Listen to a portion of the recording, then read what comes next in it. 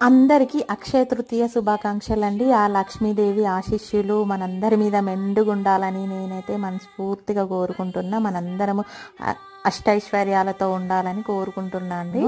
So Akshaya Tritiya రోజు అయితే బంగారం కానీ వెండి కానీ కొనుక్కొని ఇంటికి తీసుకొచ్చుకుంటే లక్ష్మీదేవి మన ఇంటికి వస్తుందని ఒక నమ్మకం కదా మనందరికీ.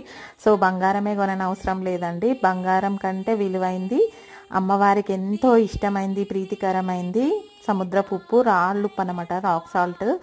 సో ఆ ఉప్పును తీసుకొచ్చుకొని మనము పూజ గదిలో పెట్టుకొని మంచిగా పసుపు కుంకుమలతో పూజ చేసుకుంటే అమ్మవారికి చాలా ఇష్టమట, మన ఇంటికి వచ్చేస్తుంది అనమాట.